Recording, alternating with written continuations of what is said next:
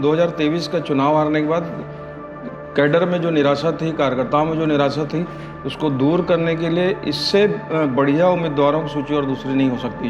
Rajendra Sahu versus Vijay Baghel, मुकाबला कैसे होने वाला? क्योंकि दुर्गवासी इंतजार कर रहे हैं। बहुत टाइट मुकाबला होना है यशवंत। विजय बघेल भी लोकप्रिय हैं जी, और 4 लाख वोटों से चुनाव जीते थे लास्ट टाइम। राजेंद्र साहू जी को पहली बार अवसर मिल रहा है राजनीति में किसी सिंबल से चुनाव लड़ने का।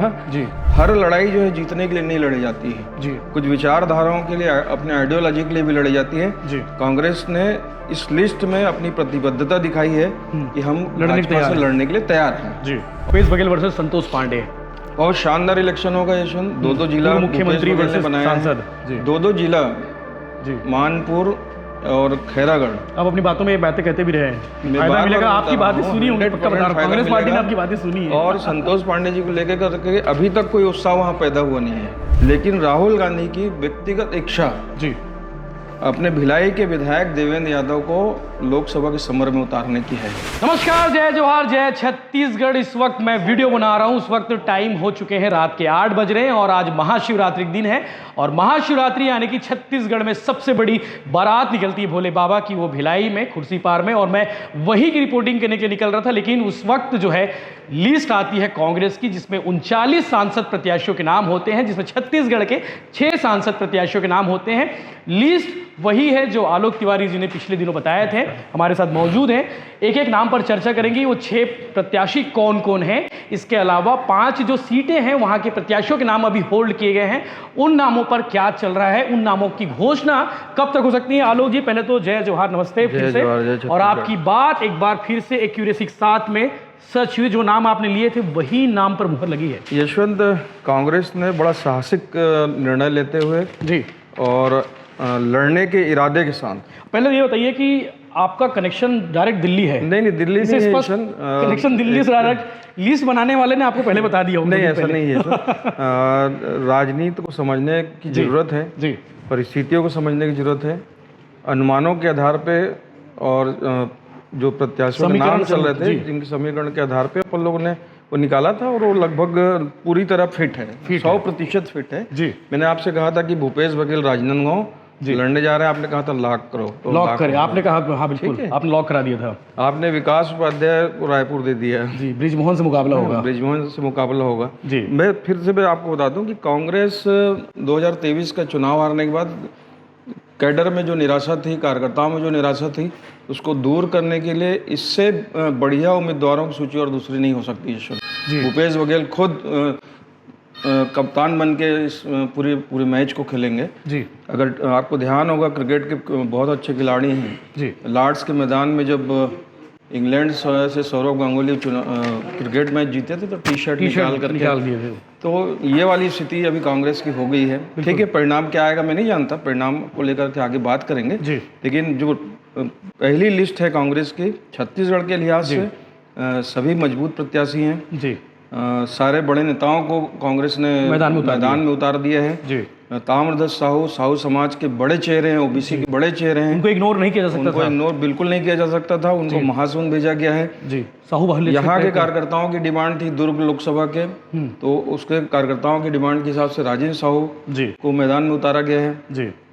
आप ज्योत्सना महंत जो कोरबा में सांसद हैं, उनको फिर से मौका दिया गया है जी। चरणदास महंत जी की पत्नी है जी, और काफी प्रतिष्ठित परिवार है यशवंत कोरबा में वो जी। पूरे लोकसभा में सरोज पांडे से मुकाबला जबरदस्त होने वाला है, पांडे जी से जबरदस्त मुकाबला होने वाला है जी।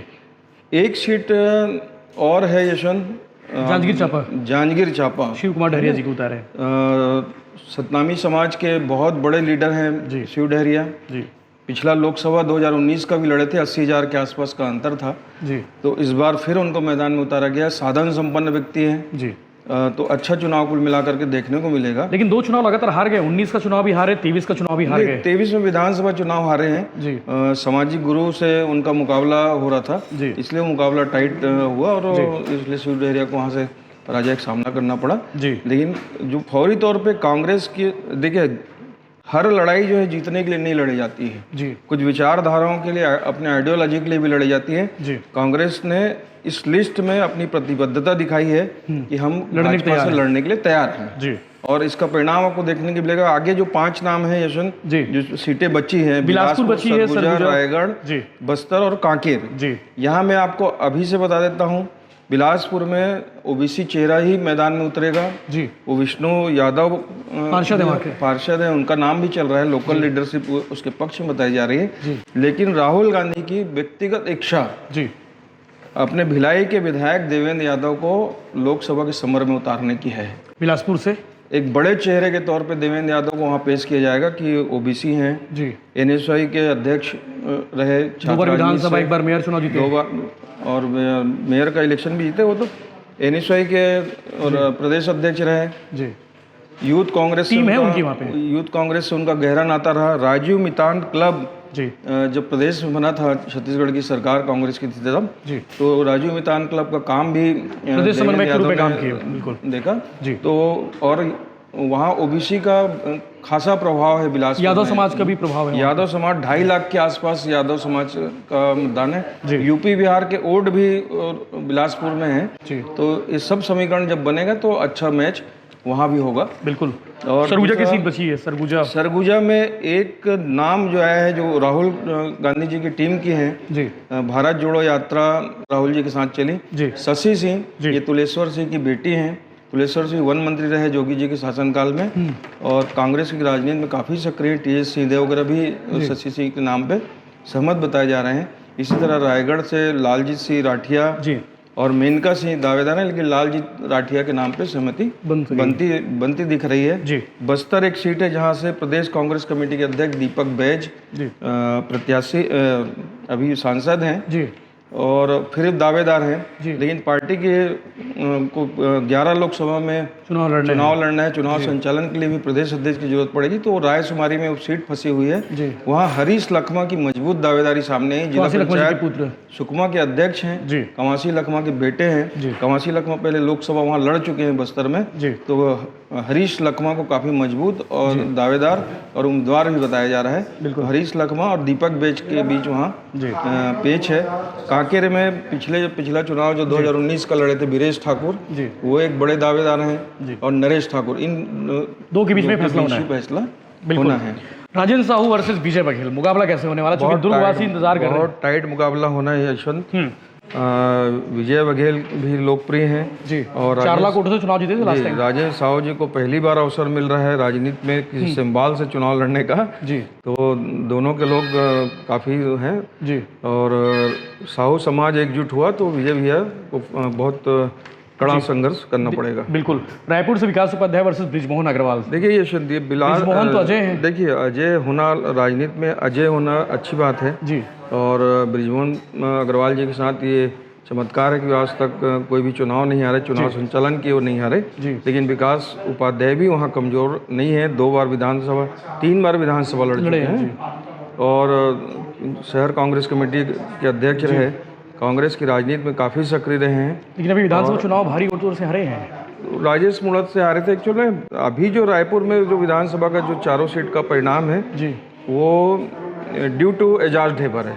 जी, जो कांग्रेस को नुकसान हुआ है वो ढेबर की वजह से हुआ है। जी, तो उस परिणाम को वैसे भी राष्ट्रीय स्तर का चुनाव राष्ट्रीय मुद्दों पे लोकसभा और विधानसभा अलग अलग विषयों पे चुनाव होना है। जी, तो मेरा ख्याल है कि विकास उपाध्याय भी कहीं कमजोर नहीं। ठीक है, परिणाम ना है जी, लेकिन लड़ाई अच्छी होगी कुल मिलाकर। ताम्रध्वज साहू का मुकाबला रूप कुमारी चौधरी जी से होगा।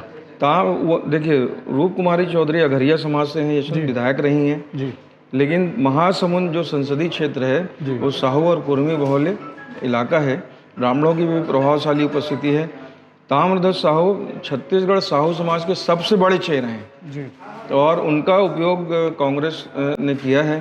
तो झारा वोट लेने के लिए तैयारी कर ली है कांग्रेस ने समाज को एकजुट करने के लिए ताम्रध्वज साहू का उपयोग हुआ है। बिल्कुल। भूपेश बघेल वर्सेस संतोष पांडे, बहुत शानदार इलेक्शन होगा यशवंत। 2 जिला मुख्यमंत्री वर्सेस सांसद। जी, 2 जिला जी, मानपुर और खैरागढ़। आप अपनी बातों में ये बातें कहते भी रहे हैं, मैं फायदा बार-बार मिलेगा, बता आपकी रहा बातें हूँ, सुनी होंगी, पक्का बता रहा हूँ, 100% कांग्रेस पार्टी ने मिलेगा। आपकी बातें सुनी है। और संतोष पांडे जी को लेकर करके अभी तक कोई उत्साह वहाँ पैदा हुआ नहीं है जी, लेकिन भूपेश के जाने से और माहौल राजनांदगांव का जो तासीर है मैं आपको पहले भी वो कहानी बताया हूँ कि राम साहब पांडे जी कांग्रेस की टिकट लाके चुनाव जीत गए थे। 1975 दुर्ग से धर्मलाल गुप्ता राजनांदगांव जाके चुनाव जीते हैं। मोतीलाल वोरा जी चुनाव जीते हैं। तो वहाँ नेतृत्व पसंद लोग हैं जी, और बड़े लीडर चुनाव लड़ते हैं।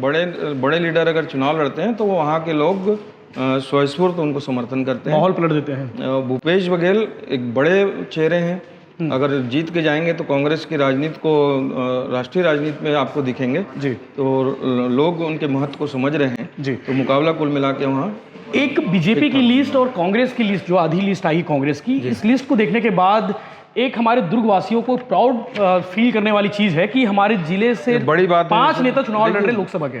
हमारे दुर्ग जिले में इतने योग्य नेता हैं कि हम 11 की 11 लोकसभा भी लड़ सकते हैं।